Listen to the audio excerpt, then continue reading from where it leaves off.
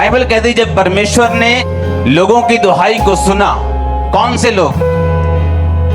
Israeli लोग। और Bible कहती वो रो रहे थे कि परमेश्वर ये राजा हम पे जुल्म कर रहे हैं, हमें छुड़ा।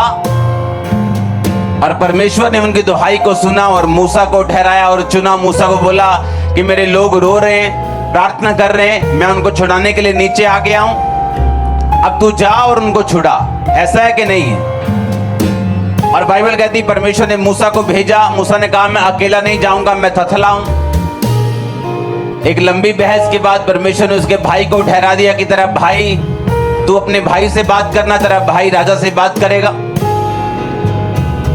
और वो दोनों चल पड़े मिस्र के राजा से बात करने के लिए कि इजराइलियों को छोड़ दे, क्योंकि परमेश्वर अब ऐसा चाहता है कि ये तेरे कब्जे से निकल जाएं और उस देश में जाएं जो मैंने उनके लिए ठहराया। शैतान को आदत नहीं है आपको जल्दी छोड़ने की, वो ढीठ प्राणी है, उसको आदत नहीं है। उसको लगता है कि यहां तक कि जब बाइबल कहती है जब यीशु मसीह ने कहा जब दुष्ट आत्मा आप में से निकाल दी जाती है वो फिर देखने के लिए आपको आती है, और अगर सूना पाती यानी परमेश्वर से दूर पाती तो लिखा फिर से उसमें वास करने के लिए 7 आत्माओं को साथ लेके आती और कहती है कि मैं अपने उसी घर में, अपने घर में, वो आपको अपना घर समझती है। कहता है अपने उसी घर में जहां से मैं आई थी, कहती मैं वहीं लौट जाऊंगी। और शैतान को अच्छा नहीं लगता अगर आप लोग आजाद हो जाएं उसके चंगुल से। उसे पसंद नहीं कि कोई दुष्ट आत्मा से आजाद हो।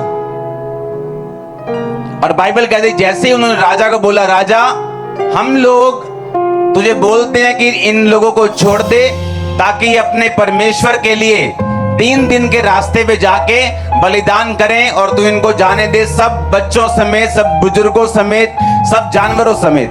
मिस्र के राजा ने उनसे कहा, हे मूसा, हे हारून, तुम क्यों लोगों से काम छुड़वाना चाहते हो? तुम जाकर अपना अपना बोझ उठाओ। फिरौन ने कहा, सुन, इस देश के ये लोग बहुत हो गए हैं, फिर तुम उनको परिश्रम से विश्राम दिलाना चाहते हो? फिरौन ने उसी दिन परिश्रम करने वालों को, उनके ऊपर जो उनके ऊपर थे, उनके सरदारों को आज्ञा दी कि तुम ईंटें बनाने के लिए लोगों को पुआल दिया करते थे, वो आगे को ना देना, वो अपने लिए अपना पुआल खुद इकट्ठा करें। अब तक उन्हें बनाने की आज्ञा दी थी, उतनी ही आगे को भी उनसे बनवाना, ईंटों की गिनती कुछ भी कम ना करना, क्योंकि वो आलसी हैं और ये कहकर चिल्लाते हैं कि हम अपने परमेश्वर के लिए बलिदान करें। उन मनुष्यों से और भी कठिन सेवा करवाई जाए कि वो उसमें परिश्रम करते रहें और झूठी बातों पर ध्यान ना लगाएं। उन लोगों ने परिश्रम करवाने वालों और सरदारों ने बाहर जाकर उनसे कहा, फिरौन इस प्रकार कहता है कि मैं तुम्हें पुआल नहीं दूंगा, तुम ही जाकर पुआल जहां मिले उन्हें इकट्ठा कर लो, परंतु तुम्हारा काम कुछ भी घटाया नहीं जाएगा। 14 आयत पढ़ेंगे।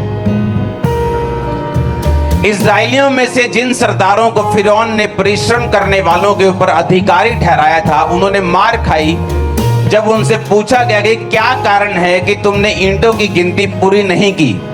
तब इस्राएलियों के सरदारों ने फिरौन के पास जाकर कहा, तू अपने दासों से ऐसा बर्ताव क्यों करता है? तेरे दासों को पुआल नहीं दिया जा रहा और हमसे ये कहते हैं कि ईंटें उतनी ही बनानी पड़ेंगी, और तेरे दासों ने भी मार खाई है, परंतु दोष तेरे लोगों का है। फिरौन ने कहा, तुम आलसी हो, आलसी, इस कारण कहते हो कि हमें यहोवा के लिए बलिदान करने को जाने दे। अब जाकर अपना काम करो, पुआल तुमको नहीं दिया जाएगा, परंतु ईंटों की गिनती पूरी करनी पड़ेगी।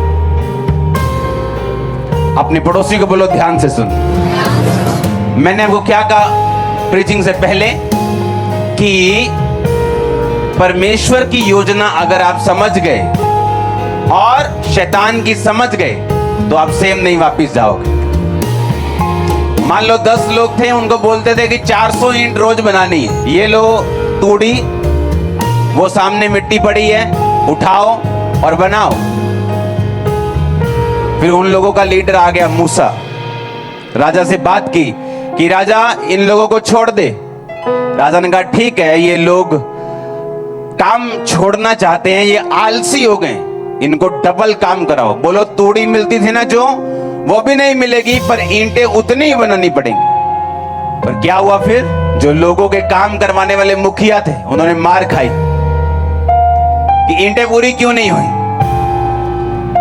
उन्होंने कहा हमें पुआल नहीं मिलता। राजा ने कहा नहीं मिलेगा, उतनी ही ईंटें बनाओ जितनी पहले बनाते थे, और खुद जाके तूड़ी इकट्ठी करो, खेतों में जाओ, जाके खुद तूड़ी इकट्ठी करो, चावल की पराली इकट्ठी करो, खुद जाके काम करो, लेकिन कुछ भी मिलेगा नहीं।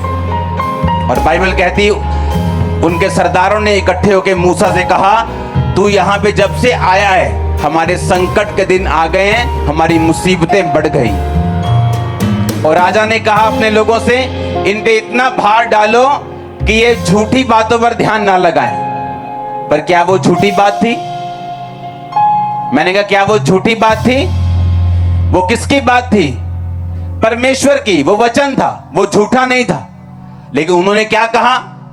कहते इन पर इतना भार डालो। यही शैतान की योजना है। जब वो आपको देखता है कि आप परमेश्वर की ओर चल पड़े हो, जब वो आपको देखता है कि आप छुटकारे की ओर चल पड़े हो, जब वो आपको सही जगह बैठे हुए देखते हैं, आपको सही चर्च में बैठा हुआ देखता है, आपको प्रार्थना करता हुआ देखता है, आपको बाइबल पढ़ता हुआ देखता है, अब आपको वो रोजे रखता हुआ देखता है, अब आपको वो पवित्रताई में चलता हुआ देखता है, और वो आपको तंग करना शुरू करते हैं।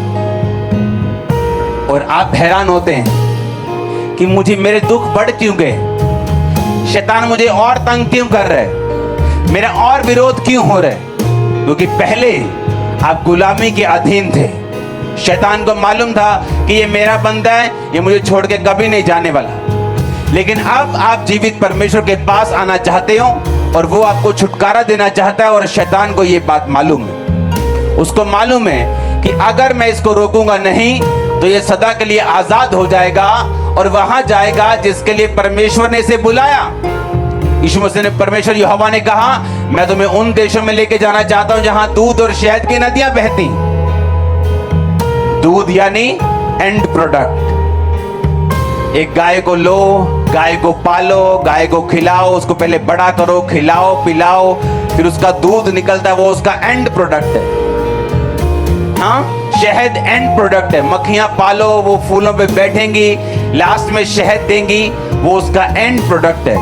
परमेश्वर ने कहा मैं तुझे बेस्ट दूंगा जो तेरे लिए बना हुआ है, अगर तू मेरी बात को सुनेगा।